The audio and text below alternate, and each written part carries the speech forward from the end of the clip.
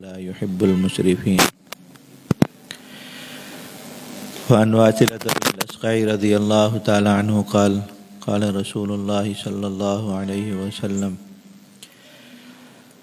جنبوا مساجدكم صبيانكم ومجانينكم وشراركم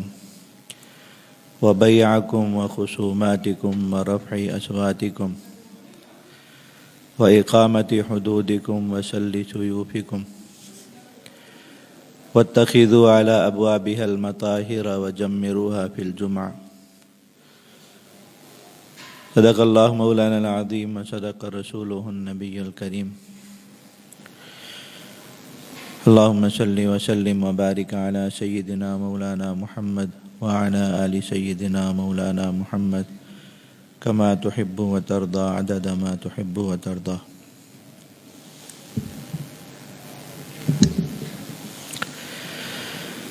گزشتہ جمعۃ المبارک اللہ تعالیٰ کی توفیق سے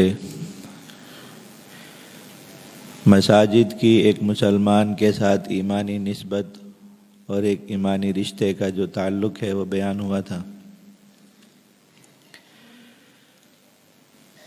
ہماری شریعت میں جس طریقے سے ایمان والوں کو مسجد بنانے کی تعلیم اور ترغیب دی گئی اور اس عمل میں اپنا حصہ شامل کرنے کو جنت کی ضمانت قرار دیا گیا، اسی طریقے سے مسجد کے آداب اور حقوق مسلمانوں کو بتائے گئے کہ ان کا خیال رکھیں. یہ بات عرض کی تھی کہ مسجد کی نسبت چونکہ بہت اونچی ہے کہ نسبت براہ راست اللہ رب العزت کی ذات کی طرف ہے کہ مسجد بیت اللہ ہے، اللہ رب العزت کا گھر ہے. تو جس چیز کی نسبت جس قدر اونچی ہوتی ہے اسی قدر اس کے تعلق میں نزاکت ہوتی ہے، اور اسی قدر اس تعلق کو اہتمام کے ساتھ توجہ کے ساتھ نبھانے کی ضرورت ہوتی ہے کہ کوئی بے ادبی کوئی گستاخی اس کے حق میں نہ ہو جائے. جتنی بھی چیزیں اللہ رب العزت کی طرف منسوب ہیں اللہ رب العزت کی ذات کی طرف انہیں شعائر اللہ کہا جاتا ہے. یہ اللہ تعالیٰ کی نشانیاں ہیں.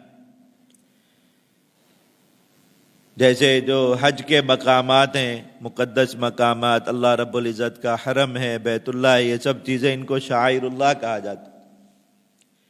یہ زمین پر اللہ رب العزت کی نشانیاں ہیں. تو ایمان کے لوازم میں سے یہ بات بتائی گئی قرآن مجید میں کہ ذالک ومن یعظم شعائر اللہ فإنہا من تقوی القلوب. ایک انسان کے دل کو ایمان کی حقیقت یعنی تقوی حاصل ہو چکا یا نہیں، اس کا ایک اظہار اس چیز سے بھی ہوتا ہے کہ اس کے دل میں اللہ رب العزت کے جو شعائر ہیں، اللہ رب العزت کی نشانیاں ہیں،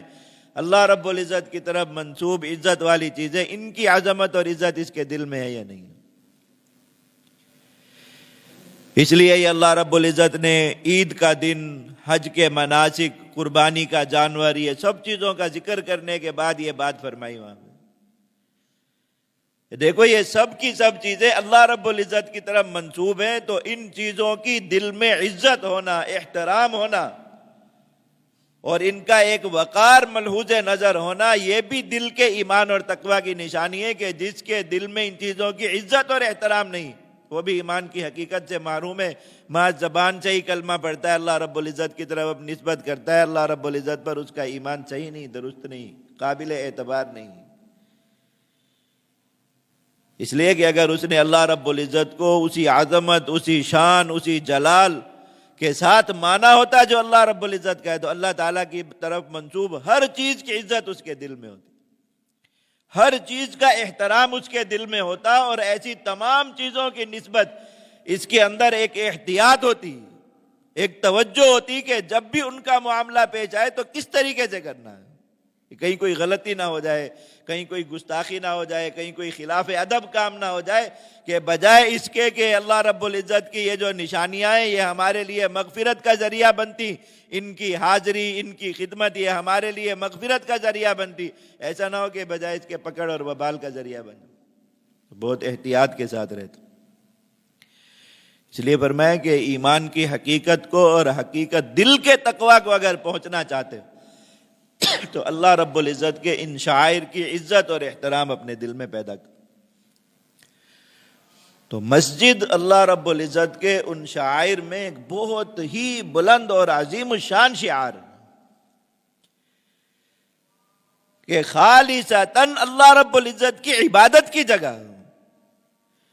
اور زمین کے باقی سارے مقامات میں اللہ رب العزت کے ہاں سب سے محبوب ترین مقام، جیسے گزشتہ جمعہ حدیث سے عرض کیا تھا کہ اللہ کے نبی صلی اللہ علیہ وسلم نے فرمایا کہ زمین کے تمام مقامات میں سب سے پسندیدہ مقام اللہ رب العزت کے ہاں جو ہے وہ مسجد، اور سب سے ناپسندیدہ مقام جو ہے وہ بازار. کہ ایک جگہ وہ ہے جو اللہ رب العزت کی یاد دلاتی ہے، اور ایک جگہ وہ ہے جو اللہ رب العزت سے غافل کرتی ہے. ایک جگہ وہ ہے جہاں اللہ رب العزت کی بندگی کے تقاضے پورے کرنے آتا ہے انسان، اور ایک جگہ وہ ہے جہاں اپنے مفادات کے لیے کھڑے ہو کر سارا دن بندگی کے تقاضوں کو قربان کرتا ہے، ذبح کرتا ہے. تو میں یہ اللہ رب العزت کے یہاں سب سے پسندیدہ جگہ ہے. تو اب جب کوئی انسان اللہ رب العزت کی اس پسندیدہ جگہ پر آتا ہے تو حکم دیا کہ ایسی حالت میں آؤ جو اللہ رب العزت کے یہاں پسندیدہ. یہ ایک انسان کو اللہ رب العزت نے ایک ظاہری حیت عطا فرمائی ہے جس میں اس کا کوئی اختیار نہیں. کوئی انسان اپنا حلیہ اپنی مرضی سے مرتب کرا کے نہیں آئے کہ میری ناک ایسی ہونی چاہیے، میرا چہرہ اس ساخت کا ہونا چاہیے، میرے ہاتھ پاؤں ایسے ہونے چاہیے، میرا قد ایسا ہونا چاہیے. سب اللہ رب العزت کی طرف دی ہوئی چیز ہے، اس میں انسان کا کوئی اختیار نہیں. اور ایک ہے اب اسی حلیے کو جو اللہ رب العزت نے جو شکل و صورت عطا فرمائی ہے، شکر گزاری کے ساتھ اس کو سنوار کے اچھی حالت میں رکھنا، یہ بھی مطلوب ہے. اللہ کے نبی صلی اللہ علیہ وسلم نے فرمایا کہ اللہ تعالیٰ خود جمیل ہیں، جمال کو پسند فرماتے ہیں. لیکن دیکھیے حکم کہاں پہ آ رہا ہے کہ اللہ رب العزت بندوں کو بطور خاص مخاطب کر کے یا بنی آدم، اے آدم کی اولاد، اے انسانوں، اللہ رب العزت تمہیں خطاب کر کے فرما رہے ہیں کہ بننا ٹھننا تمہاری فطرت ہے، تمہارا شوق ہے، تمہاری طبیعت ہے. تم چاہتے ہو صاف ستھرے رہو، تمہارا لباس اچھا ہو، تمہاری حیت اچھی ہو، تم لوگوں میں جاؤ تو ذرا نمایاں اور الگ اور ممتاز لگو، ذرا اچھی ان کی نظروں کو لگو، لوگ تمہیں جو ہے وہ نظریں موڑ موڑ کے دیکھیں. ہر انسان کے دل میں یہ خواہش ہے میرا لباس ایسا ہو کہ لوگ اس کی طرف متوجہ ہوں، میری خوشبو ایسی ہو کہ لوگ اس کی طرف متوجہ ہوں، میں نے بال ایسے بنائے ہوئے کہ لوگ اس کی طرف متوجہ ہوں، حیت میری ایسی ہو صاف ستھری کہ لوگ اس کی طرف. ہر انسان کے دل میں فطری طور پر یہ مادہ ہے، چاہتا ہے انسان، زینت کو پسند کرتا ہے. تو اللہ رب العزت نے خطاب کہاں فرمایا کہ بننے ٹننے کا، سنورنے کا شوق ہے تو کہاں بن سنور کے آؤ. خذوا زینتکم عند کل مسجد، جب اللہ کے گھر میں حاضری ہو بن سنور کے آیا کرو. اللہ کے گھر میں جب حاضری نہیں، میں جب کہیں شادی پہ جاؤ تو بہت بن سنور کے جایا کرو. منع بھی نہیں فرمایا کہ تم شادی پہ جاؤ تو میلے کچیلے ہی چلے جایا کرو، نہیں، ایسا نہیں فرمایا. وہاں بھی بنو سنورو.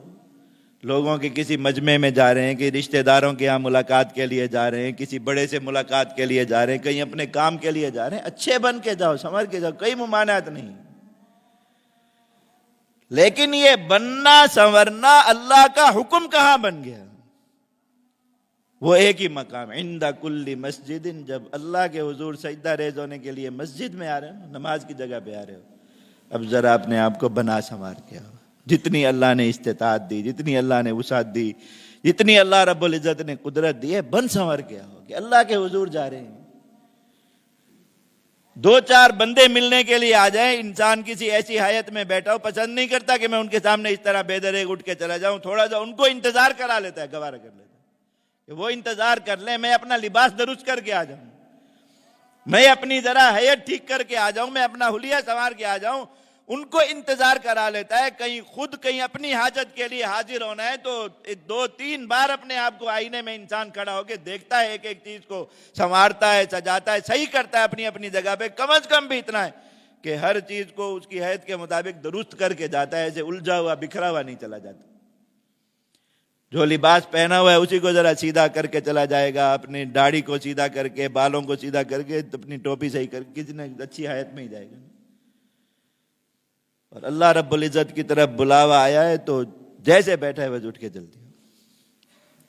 جس لباس میں عام لوگوں کے سامنے جانا پسند نہیں کرتا، لوگوں سے ملاقات کرنا پسند نہیں کرتا، کہیں سے شادی کا بلاوا آ جائے وہاں جانا پسند نہیں کرتا، کوئی دروازے پر ملنے آ جائے تو اس سے بھی ملنے کے لیے ایسے بہتر ایک نکل آنا پسند نہیں کرتا، اور نماز کے لیے آ رہے تو اسی میں چلا رہے اللہ رب العزت کی ادھر حاضری۔ معلوم کیا کہ اللہ رب العزت کے جو شعار ہے، نماز، مسجد، نماز، ایمان والوں کا مجمع، یہ سب چیزیں اللہ رب العزت کے شعار، ان کی کوئی وقعت دل میں نہیں، ان کی کوئی قدر اور احترام، ان کا کوئی وقار دل میں نہیں ہے کہ یہاں بس جیسے جانا ہے چلے جائے۔ سونے کا لباس ہے انسان وہ بھی پہن کے جا رہا ہے، کھیل کا لباس ہے وہ بھی پہن کے جا رہا ہے، اور ایسے ہی مسجد سے نکلے اگر وہیں فون آ جائے، ماں کہے باپ کہے کہ فلاں جگہ چلے جاؤ، اس کو میں پہلے آگے کپڑے بدلتا ہوں پھر جاؤں گا۔ تو یہ اللہ کے گھر کی عزت کی، اللہ رب العزت کے دین کی عزت کی، اللہ رب العزت کی عبادت کی عزت کی نہیں کی، اس لیے فرمائیں گے اس کا دل تقوی کی حقیقت سے محروم، کہ اللہ رب العزت نے زینت مشروع کی ہے، زینت کا اختیار کرنا تمہاری فطرت اور طبیعت میں رکھا ہے، تو ایک جگہ پہ تمہیں حکم بھی دیا کہ یہاں تو ضرور اختیار کرو، اور انسان کیا کر رہا ہے کہ صرف اس چیز کو چھوڑ کر باقی ہر ایک کے لیے اختیار کر رہا ہے، ہر ایک کے لیے۔ جس قسم کا کوئی مجمع گئی، اتنا ایسی بات ہے کہ اب عشاء کی نماز کے بعد اگر کہیں شادی میں جانا ہے تو جو شادی میں پہن کے جانے کپڑے گھر لٹکا گئے کہ نماز کے بعد آگے پہنوں گا، اس کے بعد شادی پہ جاؤں گا۔ تم اللہ کے حضور جن کپڑوں میں حاضر ہو گئے، اور ایمان والوں کے مجمع میں جو ایمانی مجمع ہے اس میں جس کپڑوں کے ساتھ کھڑے ہو گئے، جس حیت میں کھڑے ہو گئے، اب تم اس حیت میں شادی میں نہیں جا سکتے، اور اگر تم وہی حیت اختیار کر کے مسجد میں آ جاتے تو پھر کیا ہوتا، جتنی دیر میں کپڑوں کی استری خراب ہو جائے گی، اتنی دیر میں جو خوشبو لگائی ہے وہ اڑ جائے گی، تو وہ کپڑے وہ صرف اس کے لیے پہننے۔ معلوم ہے کہ شادی حال کی عزت ہے، اور وہ جو ایک اپنے پیٹ کے لیے یا اپنی رسم کے لیے یا دنیا کے لیے ایک مجمع میں جانا ہے، اس کی ایک عزت ہے دل میں، کہ وہاں جانے کے لیے کچھ الگ ہونا ضروری ہے، اللہ رب العزت کے گھر کی نہیں۔ اللہ کے نبی صلی اللہ علیہ وسلم نے دیکھو خود کبھی ایسا شاذ و نادر کبھی ہوا کہ اللہ کے نبی صلی اللہ علیہ وسلم کی ملکیت میں ایک سے زائد جوڑا کبھی رہا لباس کا، ایک جوڑا ہوتا تھا، نبی کریم صلی اللہ علیہ وسلم استعمال فرما رہے، کبھی بہت قیمتی ہوتا تھا، کبھی بہت ہی کم قیمت ہوتا، لیکن اس کو استعمال فرمایا، جب اور آ گیا تو یہ پہلے والا صدقہ فرما دیا، دوسرے کو استعمال کرنا شروع کر دیا، اب جب تک کوئی اور نہیں آئے گا یہی چل رہا ہے، بار بار دھویا جا رہا ہے، پہنا جا رہا ہے۔ عام طور پر حضور کی زندگی اسی حالت میں گئی۔ یہ اللہ کے نبی صلی اللہ علیہ وسلم کا اپنا اختیار تھا اپنی ذات کے لیے۔ امت کو کیا حکم فرمایا؟ حضرات صحابہ کرام کو فرمایا یعجز احدکم، کیا تم میں سے کسی کے پاس اتنی وسعت بھی نہیں ان یتخذ ثوبا او ثوبین لجمعتی، کہ ایک جوڑا یا دو جوڑے خاص اپنے اس مقصد کے لیے بنا کے رکھ دے کہ یہ جو جمعہ کے دن بڑی مسجد میں جانا ہوتا ہے، مسلمانوں کے بڑے اجتماع میں جانا ہوتا ہے، اللہ کے حضور حاضری ہوتی ہے، گویا ایک بار بار آنے والی عید جمعہ کا دن جو آتا ہے انسان عبادت کی، تو اس کے لیے یہ پہنا، خاص اس کے لیے کر کے رکھے، یہ کسی اور کام کے لیے استعمال نہیں ہو۔ تو فرمایا تو اتنا بھی نہیں کر سکتے، کیونکہ دیکھ رہے ہیں کہ ہر آدمی کوئی بھی اس حالت میں نہیں اللہ ماشاء اللہ کہ اس کے بعد ایک ہی جوڑا، دو دو تین تین، کسی نہ کسی، ہر ایک نے اپنی وسعت اور استعداد کے مطابق ایک سے زائد لباس رکھا ہوا ہے۔ اور پھر جو لوگ اس طرح کام کاج کرتے ہیں ان کے اپنے کام کاج کا ایک الگ لباس ہوتا ہے، محنت کے وقت میں، مزدوری کے وقت میں وہ لباس پہننا ہے، پھر اس کو بدل کے انہوں نے اپنے گھر جانا ہے، تو گھر جانے کا لباس الگ رکھا ہوا ہے، محنت مزدوری کا لباس، اپنے پیسے کا لباس الگ رکھا ہوا ہے۔ تو میں تم اتنا نہیں کر سکتے کہ تم ایک لباس جمعہ کے لیے بھی خاص کر کے رکھو، یہ جمعہ کا لباس ہے، اتنا بھی تم نہیں کر سکتے۔ کوئی اب دیکھو، اب بظاہر دنیا بڑھانے کی ترغیب ہے نا کہ آپ ایک جوڑا اور بڑھا لیں، لیکن اس کام کے لیے اگر آپ بڑھائیں گے تو یہ جوڑا بڑھانا، یہ لباس بڑھانا، یہ دنیا میں اپنے لیے اضافہ کرنا، دنیا کا سامان اپنے لیے بڑھانا، یہ برا نہیں ہے، یہ بہت اچھا ہے۔ یہ عبادت ہے اللہ رب العزت کی، اس لیے کہ اللہ کا حکم پورا ہو رہا ہے، خذوا زینتکم عند کل مسجد۔ اللہ نے فرمایا کہ تم جب میرے حضور آتے ہو ذرا بن سنور کے آیا کرو۔ اب کیا چاہتا ہے انسان مسجد میں جاتے ہوئے بھی یہ سوچ کر کہ اللہ کا حکم بھی ہے، اور پھر اس کے ساتھ یہ چیز بھی ہے کہ وہاں مسلمان ہوں گے، ان کو میرے کپڑوں کی بو سے تکلیف نہ ہو، میری حیت سے تکلیف نہ ہو۔ 2 منٹ کے لیے ذرا اپنے آپ کو سیدھا کر لے مسجد میں آنے سے پہلے۔ ہر کسی کے پاس اتنی اللہ رب العزت نے استعداد دی ہے کہ وہ خوشبو خرید کے اپنے پاس رکھ سکتا ہے، تو ایک خوشبو مسجد کے لیے رکھے کہ یہ مسجد میں جاتے ہوئے لگانی، تو باقی وقت بھی وہ خوشبو دیتی رہے گی۔ لیکن کتنے ثواب کی چیز بن جائے وہ دنیا، بظاہر جو خوشبو دنیا ہے، زینت کی چیز ہے، لیکن یہ بھی عبادت بن جائے کہ لی کس لیے، رکھی کس لیے، کہ یہ میں مسجد میں جاتے ہوئے لگاؤں۔ اللہ تعالیٰ کے گھر کا اکرام، اللہ رب العزت کی عبادت کا اکرام، نماز کا، اللہ کے بندوں کا جو اللہ کی عبادت کے لیے کہیں جمع آ رہے ہیں ان بندوں کا اکرام، یہ ساری چیزیں اس میں آ گئی۔ تو اب سوچئے یہ خوشبو جو بظاہر دنیا ہے،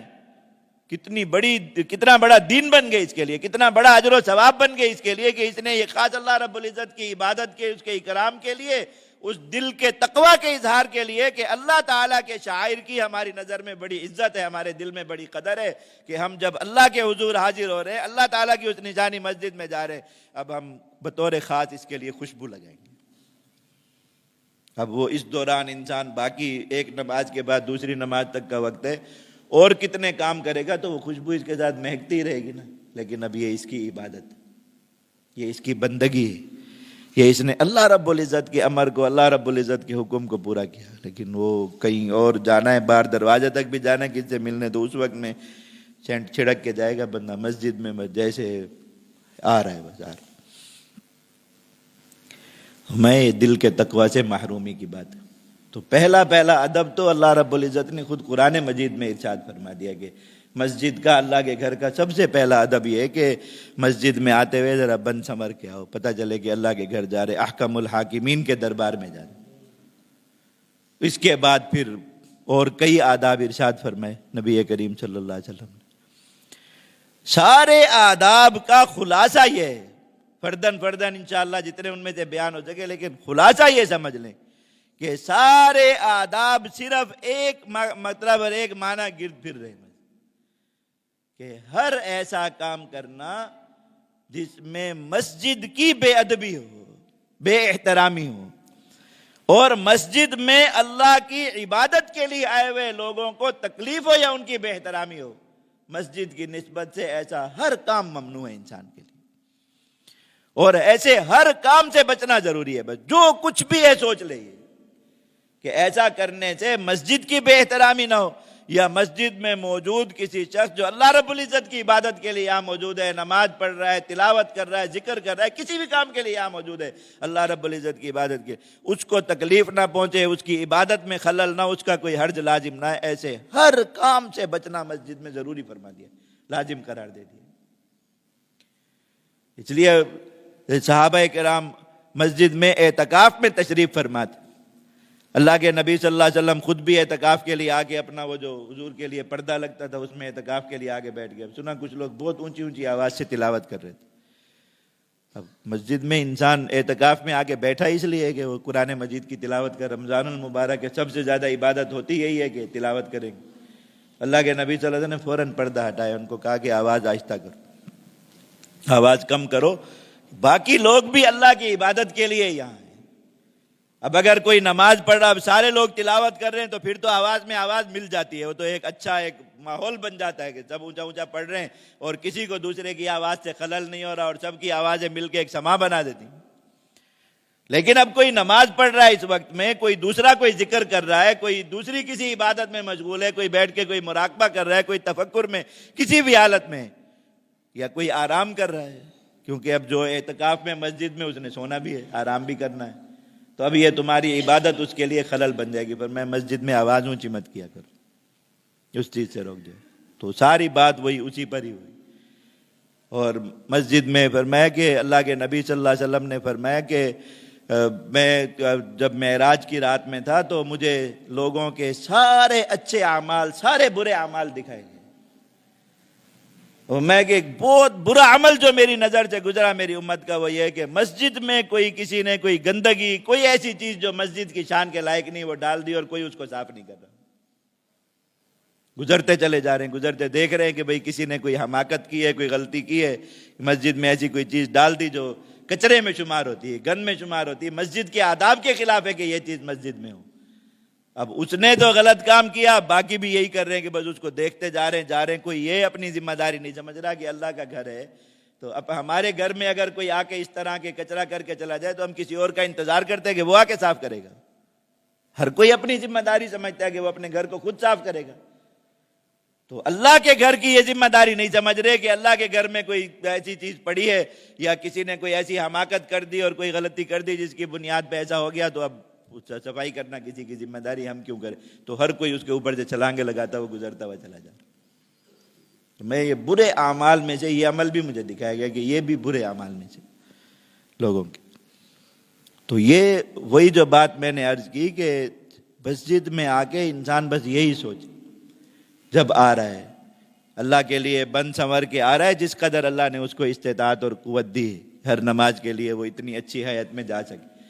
اور پھر بس یہی سوچ کے مسجد میں آ رہا ہے کہ مسجد کی نسبت سے یا مسجد میں موجود مسلمان کی نسبت سے کوئی کام ایسا ہم سے نہ ہو جائے جس کی وجہ سے اس کو تکلیف پہنچے, اس کی عبادت میں خلل ہو, اس کو کوئی جسمانی ضرر پہنچے. اس لیے ان ساری چیزوں کی اتنی مذمت فرمائی کہ ایک آدمی جو ہے وہ لوگ مسجد میں بیٹھے ہوئے ہیں, بعد میں آ رہا ہے تو وہ لوگوں کے کندھے پھلانگتے ہوئے آگے گزرتا ہوا چلا آ رہا ہے. اللہ کے نبی صلی اللہ علیہ وسلم نے فرمایا بظاہر حرص دکھا رہا ہے کہ میں جو ہے وہ آگے بیٹھنے کے لیے اور اگلی صف پانے کے لیے آ رہا, لیکن اس کے لیے کوئی اجر نہیں,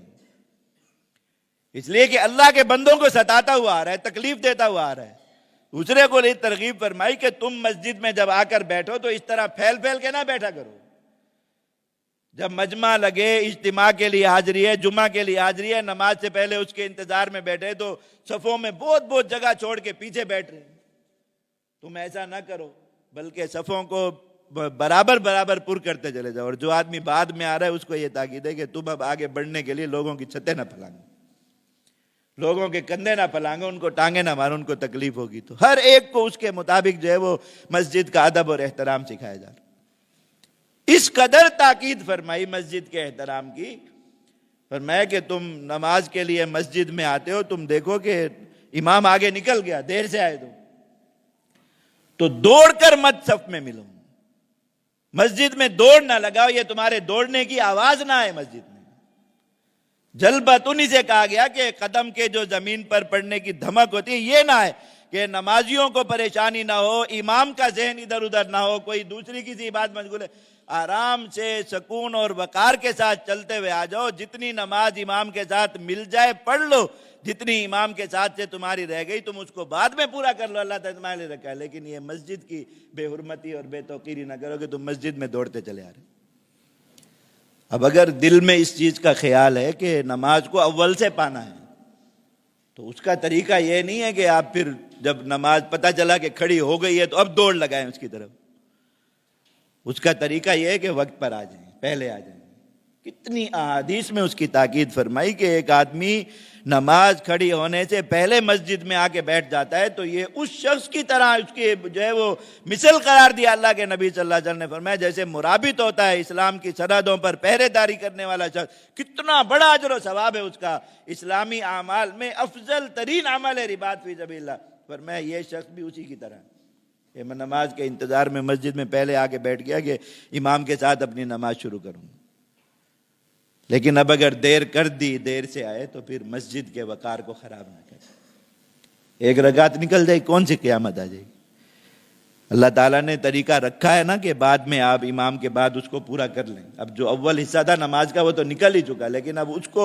یہ باقی جو نماز ہے اس کو پانے کے لیے مسجد کی بے توقیری کرے تو یہ ثواب کا کام نہیں کر رہا. بظاہر اس چیز کی ارتکاب ہے کہ نماز پانے کے لیے دوڑ رہا ہوں, لیکن یہ اچھا کام نہیں کر رہا. اللہ کے نبی صلی اللہ علیہ وسلم نے مذمت فرمائی اس چیز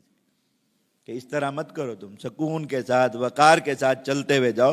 اور جا کے جہاں سے نماز مل جائے وہیں سے نماز کے ساتھ جڑ جاؤ. جتنی نکل گئی وہ نماز کے بعد تم پوری کر لو. لیکن اس کو نماز کو پانے کے لیے مسجد کے احترام کو روندو یہ اچھا نہیں ہے. کتنی عام عادت ہے, عام عادت. وضو کر کے ایسے دوڑتے دڑ دڑ دڑ دڑ دڑ دڑ دڑ دڑ، بس نماز میں آوازیں آ رہی ہے، بھاگتے ہوئے آ رہے جیسے آگے فلائٹ نکل رہی۔ کوئی اور جگہ ہو انسان ایسا کر لے، اللہ کا گھر ہے بھائی، اللہ کا گھر، اس میں اس طریقے سے دوڑنا، کوئی کسی سرکاری دفتر میں جا کے اس طرح دوڑے لگاتا۔ چھوٹے چھوٹے جو جگہیں ہیں دنیا کی، ان کے برابر بھی اللہ تعالیٰ معاف فرمائے اپنے عمل سے۔ دن رات مسلمان یہ ثابت کرتے ہیں کہ مسجد کی اتنی عزت اور وقار بھی ان کے دل میں نہیں، نمازیوں کا اتنا احترام بھی ان کے دل میں نہیں۔ آپ سکون کے، آپ نے وضو کیا، آپ سکون کے ساتھ اپنے آپ کو وہیں خوش کریں، اور پھر آ کے آپ جہاں سے آپ کو نماز ملتی ہے آپ اس میں صف میں آ کے وہیں کھڑے ہو جائیں۔ کیا ہے کہ وضو کر کے ادھر سے گیلے گیلے بھاگنا ہے، اور پھر صف میں آ کے کھڑے ہو کے یہ نہیں کہ نماز شروع کرنے کی جلدی ہے، یہ جگہ ریزرو کرانی ہے، جیسے کوئی یہ ایمرجنسی ہے کہ یہی سیٹ چاہیے مسجد۔ اب وہاں کھڑے ہو کے بازو صاف ہو رہے ہیں، اور جو ہے وہ داڑھی کا پانی اڑایا جا رہا ہے سرکا ہو کر کے، باقی نمازیوں کو نہلا رہے ہیں وہاں کھڑے ہو۔ سوچیں اگر شریعت میں یہ باتیں نہ بھی سمجھائی گئی ہوتی نا، اللہ تعالیٰ نے یہ جو تھوڑی سی عقل دی ہے نا انسان کو، اس سے انسان سمجھ سکتا ہے کہ بہت نامناسب بات ہے، بہت ہی بری بات ہے یہ۔ اب بازو چڑھائے ہوئے اب کھڑے ہوئے نماز میں، بازو نہیں اتار رہے کس لیے؟ کہ جی گیلے، میرے اپنے کپڑے گیلے ہو جائیں گے۔ آپ اس کو سمجھ رہے ہیں کہ یہ پانی نہ پا کے میرے اپنے کپڑوں کو نہیں لگنا چاہیے، دوسرے نمازی کے کپڑوں کو کیوں لگا رہے ہیں جو آپ کے ساتھ کھڑے؟ اس بیچارے کا کیا قصور ہے؟ جو پانی آپ اپنے لیے ناپاک سمجھ رہے ہیں کہ میں اپنا بازو اتار لوں گا تو یہ میرے کپڑے گیلے ہو جائیں گے، یہ اچھا نہیں، دوسرے نمازی کو آپ پوری نماز میں وہ پانی لگا رہے ہیں۔ آپ سوچئے اگر شریعت میں یہ بات نہ بھی بتائی گئی ہوتی، عقل کے اعتبار سے یہ بات ٹھیک، کوئی انسان تھوڑا سا اللہ رب العزت نے جو شعور دیا ہے، کوئی عقل دی، اسی سے سوچے کہ وہ یہ ٹھیک کرتا ہے، لیکن عام بیماری، عام ہر نماز میں آپ اس کا مشاہدہ کر لیں، ہر نماز میں۔ اور پھر شریعت کے مسائل، شریعت کے اصول اور ضابطے چھوڑ کر ہم نے مسجد کے احکام اور یہ چیزیں پتہ نہیں کہاں کہاں سے لینا شروع کر دی۔ اب یہ ایک مسئلہ ہے، بے عقل بچے جن کو طہارت کا اہتمام نہیں، پتہ نہیں ان کو پاکی ناپاکی کا، اور نماز کا ان کو پتہ نہیں ہے، کہ اتنا پتہ نہیں ہے کہ چلو اتنی بات بھی پتہ ہو بچے کو کہ نماز کے وقت میں خاموش رہنا ہوتا ہے۔ جس بچے کو اتنا بھی پتہ نہیں، اس کو مسجد میں لے آتے نماز کے لیے ساتھ۔ کون سی نیکی ہے 50 مسلمانوں کی، 100 مسلمان جو پہلے سے نماز پڑھے ان کی نماز خراب کر؟ اللہ کے نبی صلی اللہ علیہ وسلم نے مسلمان کو یہ منع فرمایا کہ تم تلاوت میں آواز اونچی اس طرح نہ کرو کہ دوسرے آدمی کی نماز میں خلل پڑ جائے۔ آپ ایک رونے والی مشین لے آئے مسجد میں ساتھ، بینڈ بجانے والی مشین لے آئے، بھاگنے دوڑنے والی مشین، کھلونا لے آئے، وہ پوری نماز میں بھاگتا رہے گا، پوری نماز میں پیچھے بیٹھ کے باتیں کرتے رہیں گے، پوری نماز میں ان کی یہ مسجد کا احترام ہو رہا ہے، نمازیوں کا احترام۔ پوچھیں تو کسی جو ہے وہ جاہل آدمی کا کلپ چلا کے سنا دیں گے، جی ترکی میں لوگ بچوں کو مسجد میں لا رہے ہیں اور فلاں جگہ مسجد میں لا رہے ہیں۔ آپ ترکوں کے امتی ہیں یا رسول اللہ صلی اللہ علیہ وسلم کے امتی ہیں؟ آپ یہ بتائیے۔ ہم نے کسی قوم کے پیچھے چلنا ہے کہ فلاں قوم دین کے بارے میں یہ کرے تو ہم وہ کریں؟ اللہ کے نبی صلی اللہ علیہ وسلم کی حدیث ہے جو خطبے میں پڑھی، فرمایا اپنی مسجدوں میں اپنے بچوں کو مت لاؤ، پاگل جو دیوانہ ہوتا ہے اس کو مت لاؤ، جو طبعاً شریر اور شرارتی لوگ ہوتے ہیں جن کا کام ہی ہے کہ انہوں نے شرارت کرنی، پتہ ہے کہ یہ اچھا کام نہیں کرے گا شریر، اس کو بھی مسجد کے قریب مت لاؤ، منع فرمایا۔ کس لیے؟ ایک آدمی بالغ ہے، بڑی عمر کا ہے، لیکن وہ عقل نہیں ہے، اس کو دیوانہ ہے وہ بیچارہ، جو آدمی مجنون ہے، عاقل نہیں ہے، کسی وقت میں اس کی عقل کچھ کام کر رہی ہوتی ہے، کسی وقت میں نہیں کر رہی ہوتی، تو اس کو نہ تو پاکی ناپاکی کا صحیح طرح خیال رہتا ہے، نہ اس کو احترام کا کوئی صحیح طرح پتہ ہے وہ کیا کرے، تو اس کو منع فرمایا، کیونکہ نماز اس پر فرض نہیں۔ تو بچے پہ کون سی نماز فرض ہے جس کو آپ بچے کو نماز کے لیے لانے کا اللہ کے نبی صلی اللہ علیہ وسلم نے حکم فرمایا، تو ساتھ جو ہے وہ نماز کا حکم کرنے کی عمر بھی ساتھ ارشاد فرمائی۔ آپ پھر آدھی بات نہ پڑھے نا، فرمایا جب تمہارا بچہ 7 سال کا ہو جائے تو تم اسے نماز کی عادت ڈالنا شروع کرو۔ عام طور پر اس عمر تک بچے کو کچھ نہ کچھ اس چیز کا، آپ جو بات اس کو سمجھاتے ہیں، اس کو پڑھاتے ہیں، اس کو سکھاتے ہیں، اس کو یہ بات سمجھ میں آتی ہے، کم از کم اتنا اس کو آپ کہیں نا مسجد میں آگے بیٹا بولتے نہیں، نماز میں چپ کھڑے رہتے، تو اس کو یہ بات سمجھ میں آئے گی، دیکھے گا کہ باقی لوگ بھی چپ کھڑے تو میں بھی چپ کھڑا رہوں۔ 4-5 سال کے بچے کو آپ یہ بات کیسے سمجھا سکتے؟ اللہ کے نبی صلی اللہ علیہ وسلم کتنا حکیمانہ ارشاد ہے کہ تم اس کو نماز کی عادت ڈالو 7 سال کی عمر سے، کہ اب اسے بات سمجھ میں آئے گی، تم اس کو جس طرح کھڑا ہونا بتاؤ گے وہ اس طرح سیکھے گا، ہاتھ باندھنا جیسے بتاؤ گے اسے محفوظ رہے گا، جو آداب، جو احکام، جو مسائل نماز کے بتاؤ گے اسے محفوظ رہیں گے، تو اب اسے بتانا شروع کرو۔ اور جب 10 سال کا ہو گیا تو اب سختی شروع کرو۔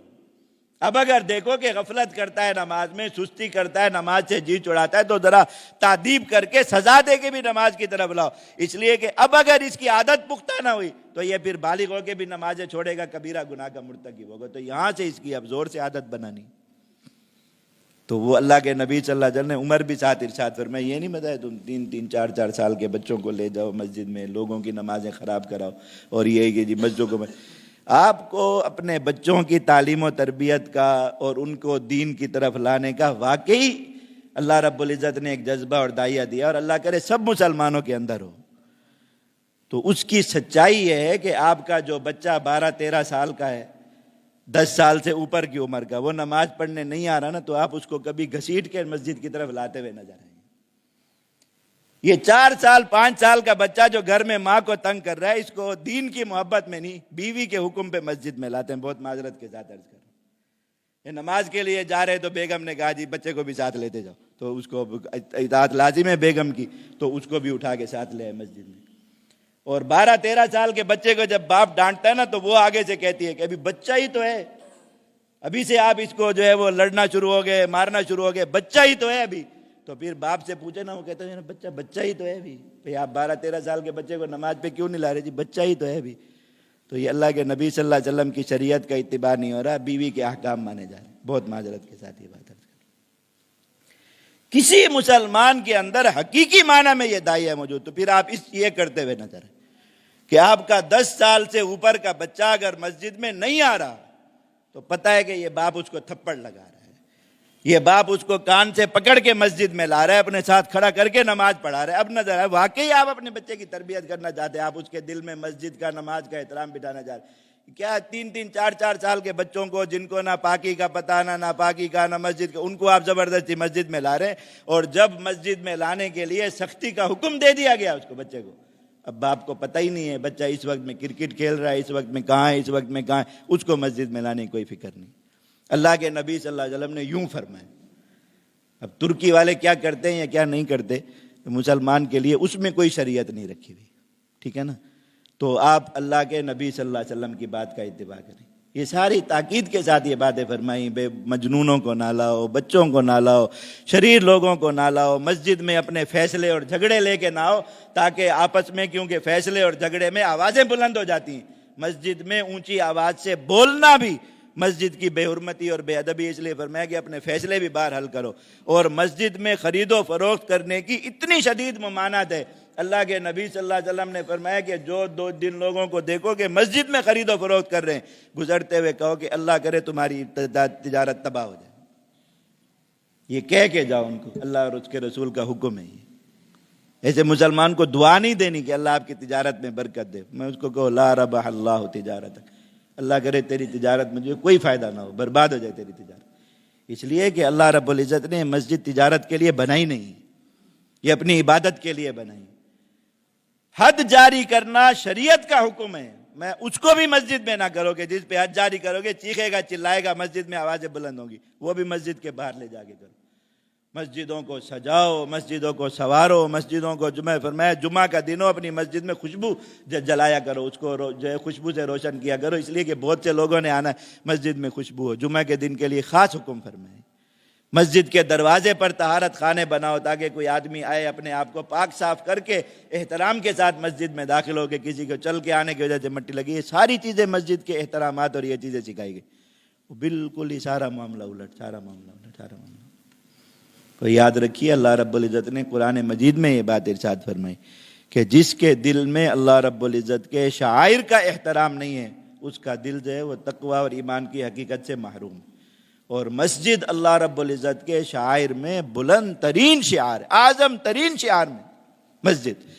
تو جو انسان واقعی ایمان کی اور تقوی کی حقیقت کو پہنچ چکا، وہ مسجد کے معاملے میں، اور پھر مسجد کے ساتھ میں نے آپ کو بتایا کہ نمازی کا حکم، جو آدمی اللہ کے لیے عبادت کرنے کے لیے مسجد میں ہے، اس کے آداب، اس کے حقوق، اس کا احترام، سب کچھ ایسے جیسے مسجد کا۔ تو جو مسلمان دل سے مومن ہو چکا، اس کے دل میں ایمان جگہ پکڑ چکا، اس کو تقوی حاصل ہو چکا، وہ مسجد کا اور مسجد میں اللہ کی عبادت کے لیے آئے ہوئے بندوں کا اس قدر احترام ضرور کرتا ہوا نظر آئے گا کہ اس کی کسی حرکت سے مسجد کی حرمت پامال نہ ہو، اور مسجد میں آئے ہوئے نمازیوں کو اس کی وجہ سے کوئی تکلیف نہ ہو۔ اور نماز کے بعد اونچا اونچا بولنا، باتیں کرنا آپس میں، کوئی اس طرح کے باقی لوگ سنتیں پڑھ رہے ہیں، اب جو ہے وہ باتیں شروع کر دی ساری کھڑے ہو کے۔ تو ساری چیزوں کی اتنی شدید ممانعت ہے، اس لیے کہ یہ سب چیزیں دل سے ایمان کو نکال دینے والی ہیں، کہ ظاہر یہی ہوتا ہے اس ایسے اعمال سے کہ ہمارے دل میں مسجد کی معاذ اللہ عزت نہیں، قدر نہیں، اللہ کی عبادت کے لیے آئے ہوئے مسلمان کی عزت اور قدر دل میں نہیں، تو دل سے ایمان کی حقیقت وہ نکل جائے گی۔ اللہ رب العزت ہم سب کو اپنے شاعر کا حقیقی احترام نصیب فرمائے۔ وآخر دعوانا الحمد للہ۔